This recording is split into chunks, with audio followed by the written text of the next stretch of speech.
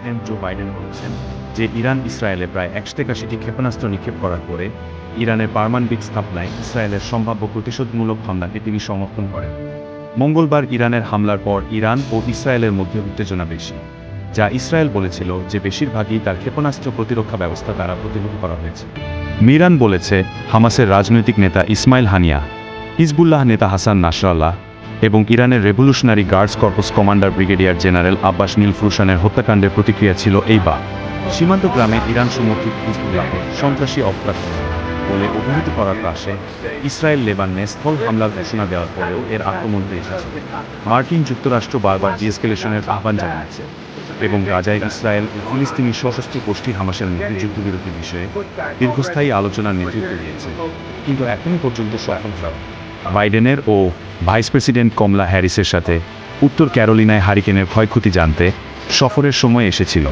বাইডেনকে একজন সাংবাদিক জিজ্ঞাসা করেছিলেন, আপনি কি ইসরায়েল কর্তৃক ইরানের পারমাণবিক স্থাপনায় হামলাকে সমর্থন করবেন? বাইডেন জবাব দিলেন, না। তিনি যোগ করেছেন যে মার্কিন ইসরায়েলিদের সাথে তারা কি করতে চলেছে তা নিয়ে আলোচনা করবেন।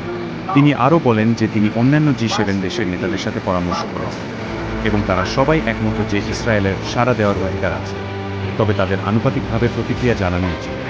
ইউএস স্টেট ডিপার্টমেন্টের মুখপাত্র ম্যাথিউ মিলার একটি ব্রিফিংয়ে যোগ করেছেন, এটি স্পষ্ট যে এটি ইরানের একটি অভূতপূর্ব প্রসাদ ছিল। ইসরায়েলের এটির প্রতিক্রিয়া জানানোর অধিকার রয়েছে। সেই প্রতিক্রিয়া কী হবে তা নিয়ে আমরা আলোচনা করছি। এখন পর্যন্ত হোয়াইট হাউস কোনো প্রকাশ্য ইঙ্গিত দেয়নি যে তারা কিভাবে বিশ্বাস করে যে ইসরায়েলের ইরানের আক্রমণের জবাব দেওয়া উচিত।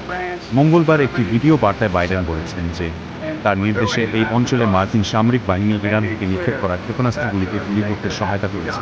তিনি বলেছেন যে ইরানি হামলা পরাজিত এবং অকার্যকর হয়েছে।